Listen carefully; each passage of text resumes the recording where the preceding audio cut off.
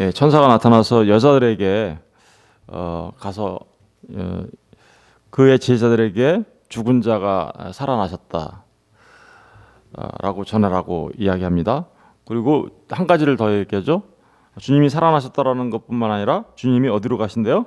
먼저 갈릴리로 가시나니. 우리 지난번에 한번 이 부분은 이미 한번 살펴본 적 있죠. 갈릴리로 가신다. 이 갈릴리로 가신다는 얘기가 언제 하셨나요, 주님이? 예.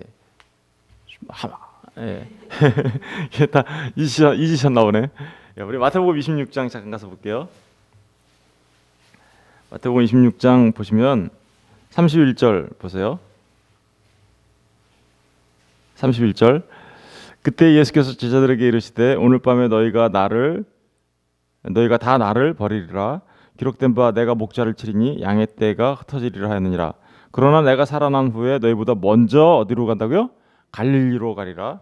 베드로가 대답하여 이르되 모두 주를 버릴지라도 나는 결코 버리지 않겠나이다. 예수께서 이르시되 내가 진실로 네게 이르노니 오늘 밤 닭 울기 전에 네가 3번 나를 부인하리라. 그러니까 이 얘기는 언제 하신 거예요? 갈릴리로 간다는 얘기는 오늘 밤에 주님이 붙잡혀서 가게 되면, 그러니까 목자가 치임을 당하면 그 양떼들이 다 흩어질 거고 베드로 너는 나를 3번 부인할 거야. 이 말을 하실 때 그때 내가 살아난 후에는 너희보다 먼저 갈릴리로 가리라. 그러니까 이 갈릴리로 간다는 말은 주님의 부활을 전제하는 거죠, 그죠? 그러니까 지금 천사들이 나타나서 그 주님의 무덤에 찾아온 막달라 마리아와 다른 마리아가 찾아왔을 때 천사가 주님이 살아나셨다라는 것과, 그죠? 주님이 살아났으니까 어떻게 하셔야 되나요, 이제? 그러니까 아까 내가 살아나면 어디로 가신다 그랬어요?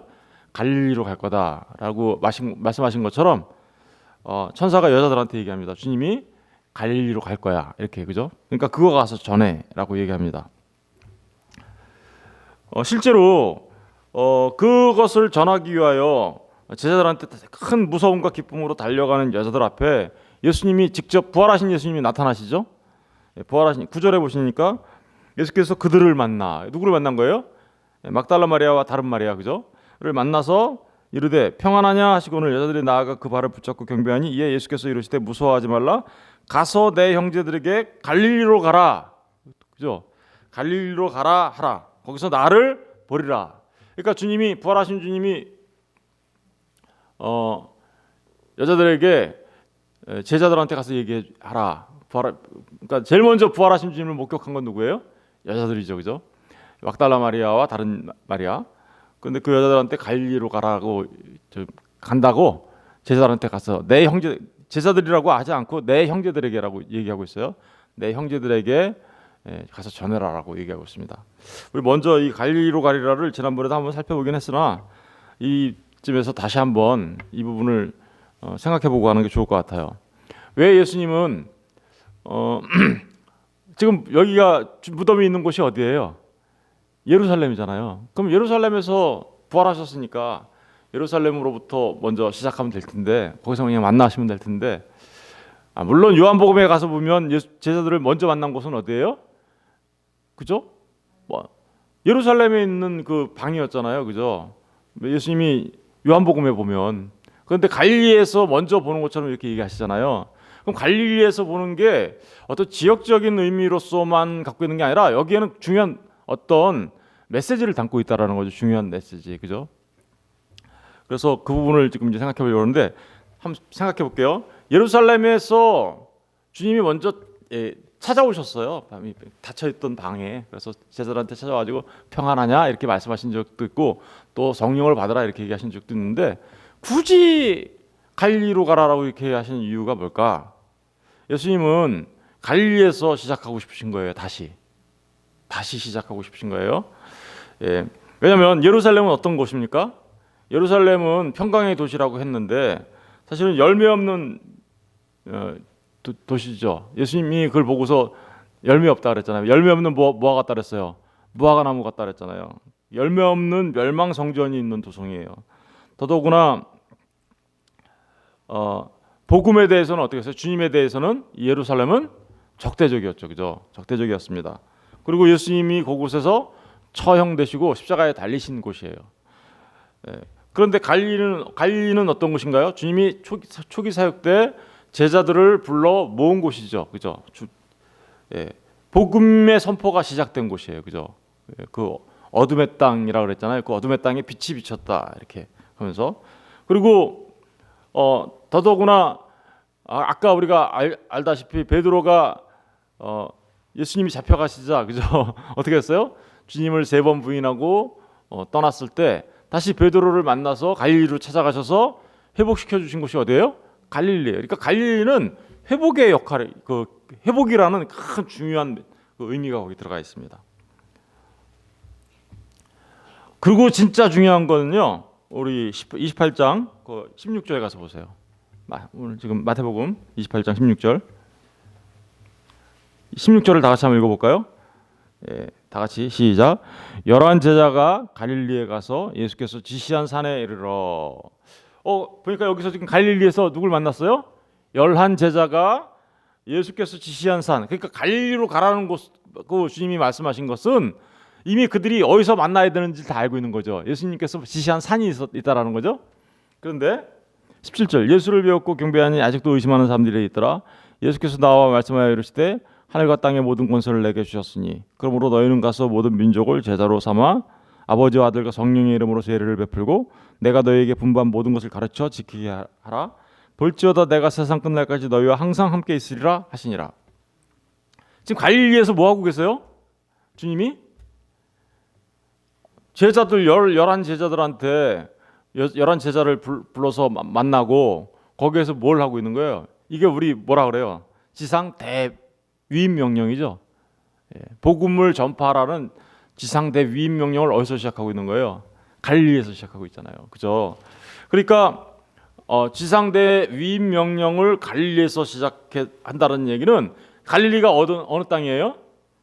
이방 땅이라고 했잖아요. 거기를 우리는 흑암의 어둠에 갇혀 있었던 이방 땅. 근데 거기서부터 복음의 증인들이 나간다라는 얘기는 이제 복음 전파에 대전환점이 일어난다라는 것을 상징하는 거예요. 무슨 얘기냐면 먼저 주님께서 이런 얘기 하시죠. 내가 어디로 보냄 받은 줄 알아? 나는 이스라엘한테 보냄을 받았어. 이렇게 얘기하시잖아요. 그래서 이스라엘 땅 예루살렘에 먼저 가시죠. 그죠? 그래서 유대인들한테 먼저 가시죠.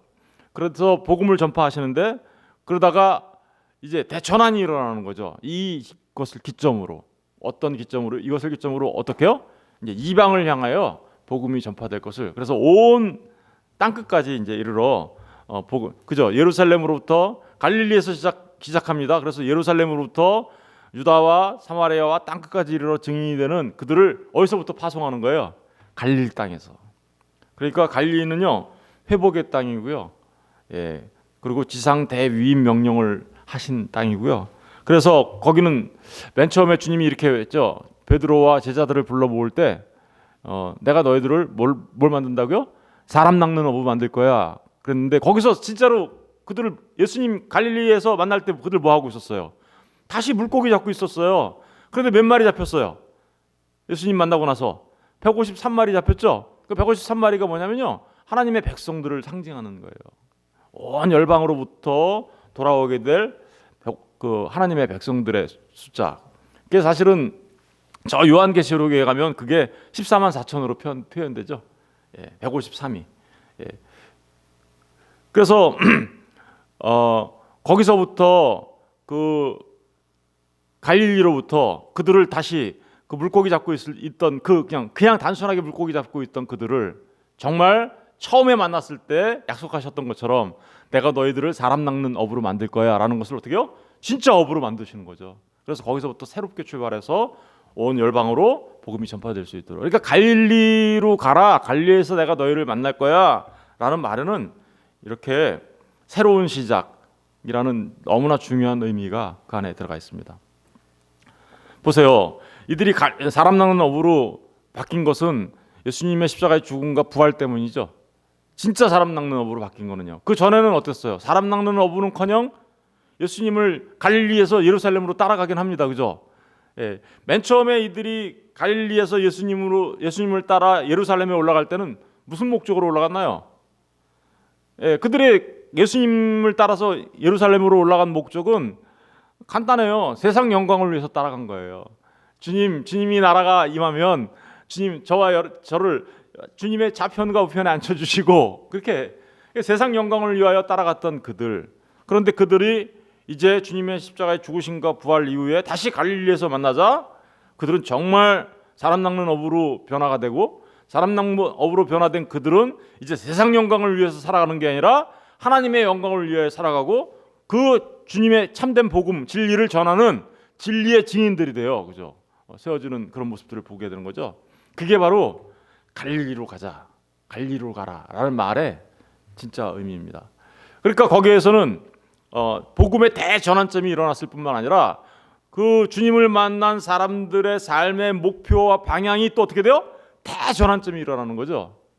그렇죠? 그러니까 갈릴리로 가라. 그곳에서 주님을 만난 사람들은 인생의 방향이 이제 어떻게요?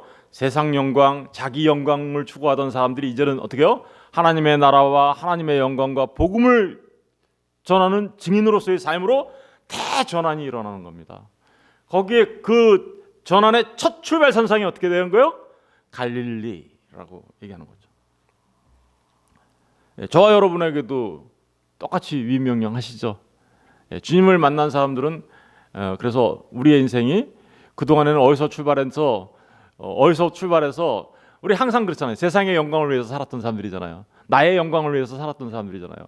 그 사람들이 이렇게 주님을 만나면 이제 그들의 인생이 대전환이 일어나고 그래서 그들 또한 주님으로부터 대위임 명령을 받게 되고 그 위임 명령을 받은 그들은 정말 사람 낚는 어부로서의 삶을 살아가게 됩니다라는 의미가 갈릴리로 가서 만나자라는 말에 중요한 메시지가 담겨져 있다라고 생각이 되어집니다. 저는 저와 여러분이 정말 이제 그 갈릴리에서 주님으로부터 지상 대위임 명령을 받은 정말 사람 낚는 어부로서 여러분의 영광과 세상의 영광을 위해서 살아가는 자들이 아니라 정말 하나님의 영광을 위해서 살아가는 그런 하나님의 사람들 되셨으면 좋겠습니다. 예. 아멘을 세게 안 하시네요. 아멘이시죠? 아멘. 예.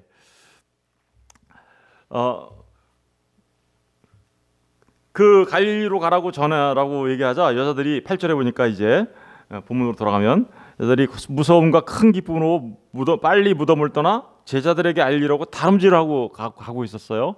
그때 누가 나타나셨어요? 예수께서 그들을 만나 이르시되 평안하냐 하시거늘. 여러분 평안하냐 이 말은 마치 그동안에 아무 일이 없었던 것 같이 그죠? 물어보는 말 같죠? 우리 그냥 이 평안하냐는요 흔히 이런 겁니다. 그냥 이스라엘 사람들은요 이 평안하냐가 샬롬이라는 말이잖아요. 샬롬. 그러니까 저희들도 만나면 어때요? 샬롬 하고 인사하잖아요. 그러니까 늘 평상시에 하던 인사말이에요 이게. 그러니까 사실은 평안하냐 그러니까 예수님이 십자가에 달려 죽으시고 부활하신 엄청난 사건이 있었는데 마치 아무 일이 없었던 것처럼 평안하냐 이렇게 물어보세요. 여자들은 어땠어요? 그동안에 지금 예수님의 십자가의 죽으심과 부활함을 지금 다 목격했잖아요. 너무나 놀라고 두려워서 지금 달려가고 있는데 평안하냐라고 물어보세요. 그러면 이때 물어본 평안함은 단순하게 그냥 평상시 샬롬이라고 말했던 그것과는 좀 다르겠죠, 그죠? 이 평안함은 평안하느냐라는 말은 주님이 그 요한복음에 가서 보시면 이제 닫혀있던 방에 찾아오셔서 제자들한테 평강이 있을지어다 말하는 그 평강과 같은 맥락 속에서의 평안이죠, 그죠? 그렇다면 이 평안은 어떤 평안일까요? 이것은 세상이 주는 평안이 아니라고 하죠. 이제 정말 평안할 수 있는 게 되는 거죠. 왜요? 주님이 십자가에 죽으시고 부활하신 그 자체가 진정한 샬롬을 가지고 왔으니까, 그죠?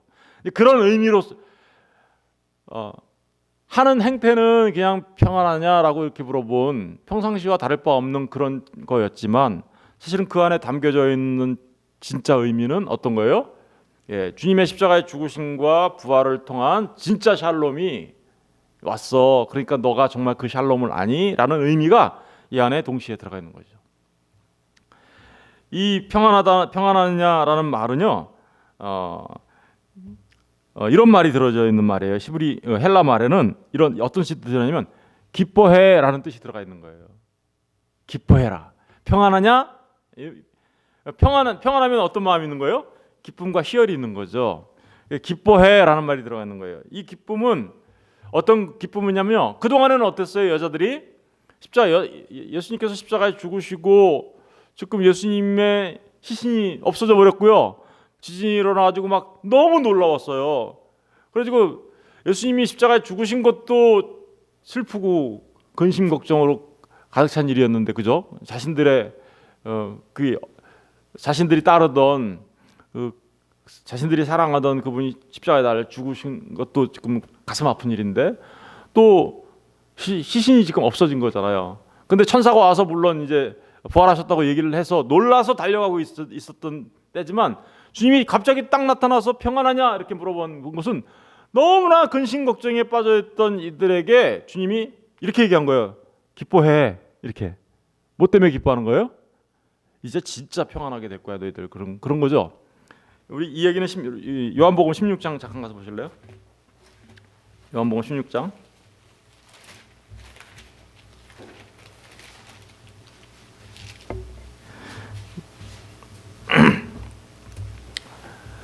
요한복음 16장 20절 보세요. 16장 20절. 다 같이 한번 읽어볼까요? 시작. 내가 진실로 진실로 너희에게 이르노니 너희는 곡하고 애통하겠으나 세상은 기뻐하리라. 너희는 근심하겠으나 너희 근심이 도리어 어떻게 해요? 기쁨이 되리라. 요 얘기가요, 평안하냐 물어본 말의 의미예요. 카이레테라는 헬라 말을 썼는데요. 카이레테라는 말이 바로 너희는 곡하고 애통하겠으나 세상은 기뻐하리라. 너희는 근심하겠으나, 그죠? 근심하겠으나 너희 근심이 도리어 뭐가 된다고요? 기쁨이 될 거다. 그러니까 그 십자가가 우리의 근심이었고 염려였던 거였는데, 알고 보니까 그게 도리어 뭐가 된다고요? 기쁨이 되는 거야. 이게 바로 평안하냐라는 말의 의미예요. 여러분, 예수님의 십자가와 부활 앞에 선 사람들은요, 근심과 걱정이 뭘로 바뀌어요? 기쁨으로 바뀌게 되는 거죠. 저는 우리 주님의 십자가에 달리신 주님과 부활하신 주님을 믿는 저와 여러분은, 그러니까 어떻게 해요? 저와 여러분의 모든 근심과 걱정이 뭘로 바뀌게 돼요? 기쁨으로 바뀌는 삶으로 사셔야 됨을 지금 주님이 말하고 있는 거죠. 평안하냐? 여러분에게 평안이 넘쳐나시길 주의 이름으로 축원드립니다. 여러분의 근심과 걱정이 변하여서 이제 십자가의 근심과 걱정은 다 못 박히고 이제 정말 여러분의 삶이 기쁨으로 넘쳐나는 삶이 되시기를 주의 이름으로 축원드립니다. 그렇게 주님이 평안하냐라고 묻자 여자들이 어떻게 했습니까? 그 발을 붙잡고 어떻게 했대요? 경배했다. 발을 붙잡고 경배했다라고 나오죠. 발을 붙잡고 경배하려면 어떻게 해야 돼요? 주님의 발 앞에 무릎 꿇어야 돼요. 그죠? 여러분, 이게 복인 거예요. 무릎 꿇다가 뭐라 그랬어요? 복이라는 단어에 그게 무릎 꿇다가 복 뭐죠? 히브리 말로 바라크라고 한다 그랬잖아요. 그죠? 여러분, 이렇게 주님의 발 앞에 무릎 꿇고 주님 앞에 경배하는 그들이 정말 평안을 얻은 자가 되는 거고요. 그렇죠? 평안하냐? 정말 평안을 얻은 자가 되는 거고요. 그 주님의 발 앞에 무릎 꿇어 경배하는 자들이 정말 복을 받은, 그죠? 그 복은 무슨 복일까요? 영생 복락을 누리게 되는 거죠. 영생을 누리게 되는 거죠. 그 복을 누린 모습을 지금 이렇게 그리고 있는 거죠. 여러분, 저와 여러분이 정말 복 받은 자들이라는 증거는 주님의 발 앞에 우리가 무릎 꿇은 자들 되었다라는 뜻입니다. 주님의 발 앞에 앉아 엎드려 주님을 경배하는 자들 되었다. 우리의 삶이 예배가 되어야 되는 거죠. 이 경배라는 게 우리가 와서 주일날 와서 예배드리는 것만 예배를 말하는 게 아니죠. 우리의 삶 자체가, 제가 어제도 주일날 믿음은 삶이다라고 말씀드렸는데, 믿음은 우리의 삶으로 나타나는 거예요. 그래서 우리의 삶이 온전한 하나님 앞에 무릎 꿇는 삶, 주님을 경배하는 삶, 그때 주님이 너희의 근심과 걱정을 바꾸어 기쁨으로 되는 거야. 그게 평안이야. 이제 마지막으로 10절에 보시면 이에 예수께서 이르시되 무서워하지 말라 가서 내 형제들에게 어디로 가요? 갈릴리로 가라 하라 거기서 나를 보리라 하시니라. 갈릴리로 가라 나를 보리라 하는 얘기는 아까 말씀드렸고요. 근데 주님이 이제 그 제자들을 뭐라고 불러요? 내 형제들에게라고 부르죠. 형제들. 여러분 주님이 누구를 형제로 정의하나요? 주님을 찾아온 그 주님의 동생들과 어머니가 있었어요. 그런데 어머니하고 동생들입니다라고 말할 때 주님이 뭐라 그랬어요? 누가 내 어머니고 누가 내 형제냐라고 말하시죠.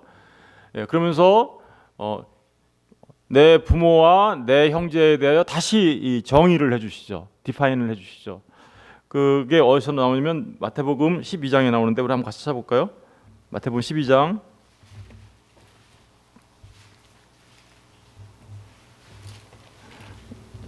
46절부터 46절부터 50절까지 예수께서 무리에게 말씀하실 때에 그의 어머니와 동생들이 예수께 말하려고 밖에 섰더니 한 사람이 예수께 여짜오되 보소서 당신의 어머니와 동생들이 당신께 말하려고 밖에 서 있나이다 하니 말하던 사람들에게 대답하여 이르시되 누가 내 어머니며 내 동생들이냐 하시고 손을 내밀어 제자들을 가리켜 이르시되 나의 어머니와 나의 동생들을 보라. 제자들한테 나의 어머니와 나의 동생들을 보라. 그러면서 50절 누구든지 하늘에 계신 내 아버지의 뜻대로 하는 자가 내 형제요 자매요 어머니니라 하시더라. 그러니까 지금 주님이 내 형제들에게 가서 갈릴리로 가라 내가 거기서 그들을 볼 거다라고 말씀하신 것은 주님이 이렇게 다시 정의해 놓으신 하나님의 가족들의 개념으로 지금 내 형제들이라고 얘기하는 거죠.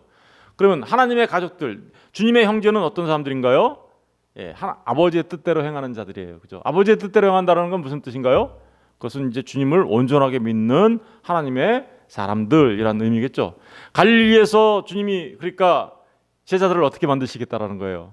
온전한 나의 제자들, 나를 믿는 하나님의 사람들로 세우시겠다, 새로 시작하시겠다라는 의미가 있고 그렇게 되면 진정 그들은 정말 하나님의 가족으로 세워지는 거야. 그래서 그들은 진짜 내 형제가 되는 거야.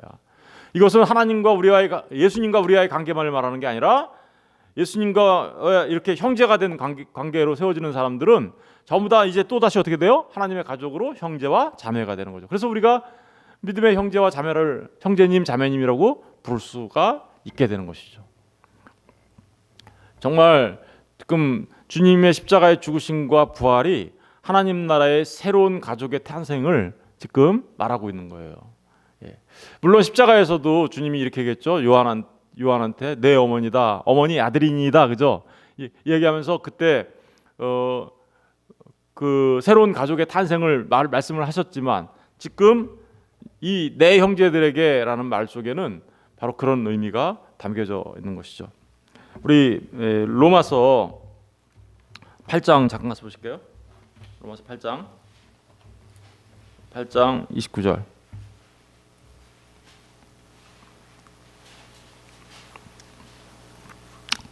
로마서 8장 29절을 다 같이 한번 읽어볼게요. 다 같이 시작.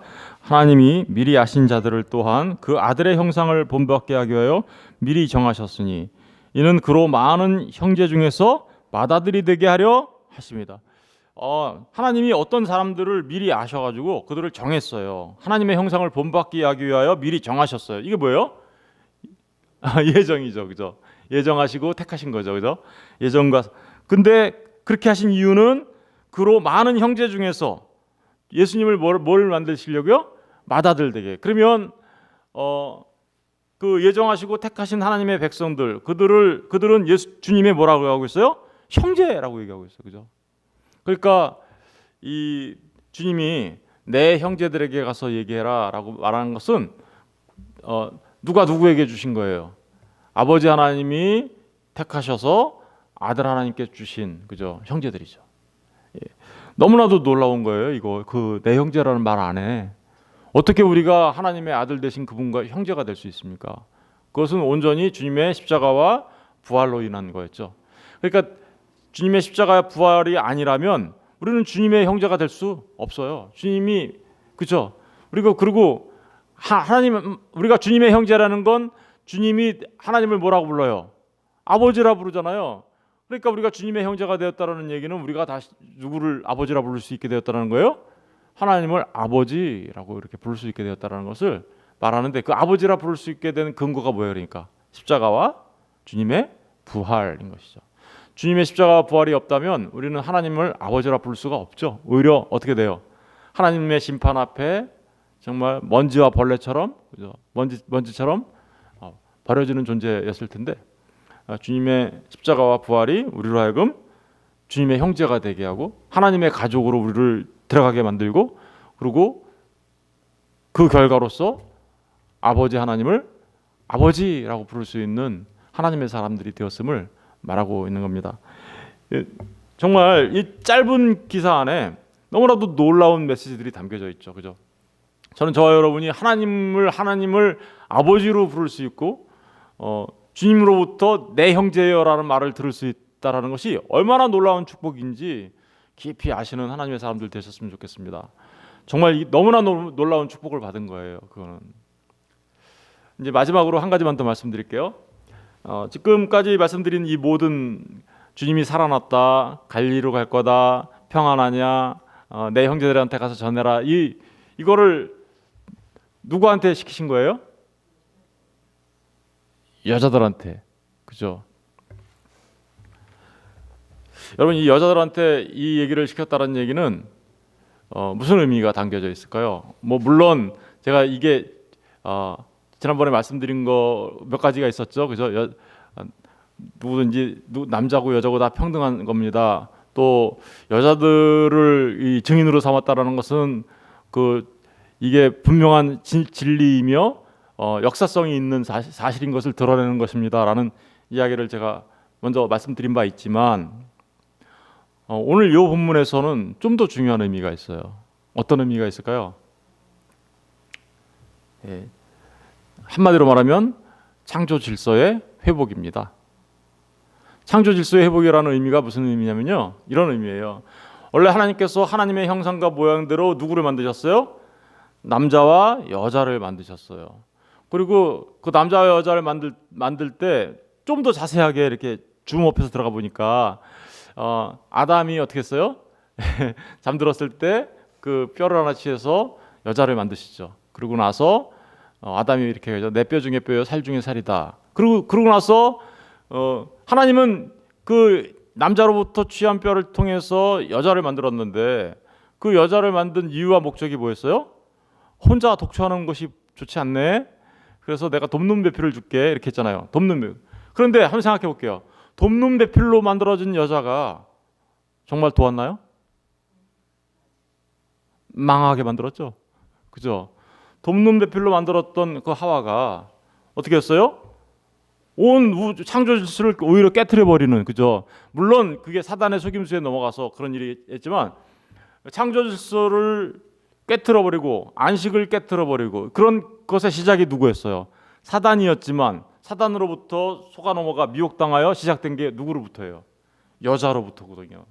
돕는 배필은커녕 망하게 하는 배필이었어요. 그죠? 그런데 지금 여기서는 지금 어떻게 하고 있어요? 이 본문에서는 그죠? 모든 것의 회복에 갈릴리에서 시작하시기 전에 누구를 먼저 사용하세요? 여자를 먼저 사용하시죠. 그러니까 이 얘기는 여자도 뭐 평등해요. 뭐 이런 얘기를 당연히 함축하고 있는 것은 물론이거니와 남녀노소 구분이 없어요. 복음 안에서는 그런 건 물론이거니와 이제 그 정말 창조 질서의 회복, 그 돕는 배필의 자리로 다시 어떻게 해요? 여자를 회복시키시는 거죠. 너무나 놀라운 이 회복의 그게 여기 들어가 있는 겁니다. 그래서 정말 그 모든 것을 다 회복시키시되 그렇게 해서 그 본래 창조 질서의 그것을 처음 시작을 어떻게 해요? 그 여자들로부터 시작함으로써 돕는 배필의 자리로 회복시키시고 그것으로부터 새로운 창조가 일어난 그 처음 시작을 어떻게 해요? 거기서 원래 여자는 어떻게 했어요? 창조의 뭐였어요? 어떻게 보면 마지막이었죠. 사람을 만드는데 남자가 먼저 만들어졌고, 그리고 마지막에 여자가 만들어졌잖아요. 그리고 나서 하나님이 어떻게 했어요? 보시기에 좋았더라 이랬잖아요. 그게 마지막이었단 말입니다. 그 마지막이 모든 창조 질서를 망쳐놨죠. 그런데 지금 주님의 십자가 부활을 통하여 그 마지막을 다시 회복의 첫 단추로 사용하시는 거죠.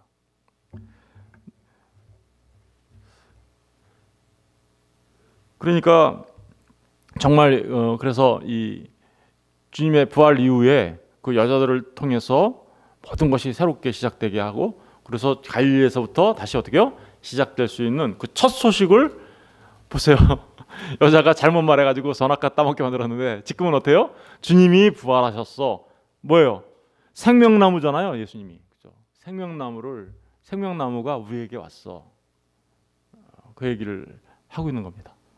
너무나도 놀라운 기사가 아닐 수 없습니다. 그러니까 그래서 내일은 이제 우리가 이 부활에 대한 의미를 어떤 분이 잘 정리해 놓은 게 있어서 그 부분을 좀 나누려고 하는데요. 여러분, 저 여러분 모두에게 주님의 십자가의 죽음과 그리고 주님의 부활하심이 우리의 삶을 어떻게 바꾸어 놓으셨는지 잘 깊이 깨달아 알아. 정말 주님으로 인한 그 평안을 누리시는 분들 되시고, 또 모든 것이 회복되어져 가게 되시길 원하고, 그래서 정말 샬롬을 누리며 사람 낳는 어부로서 그죠? 사시는 저와 여러분 다 되시기를 주의 이름으로 축원드립니다. 기도하겠습니다.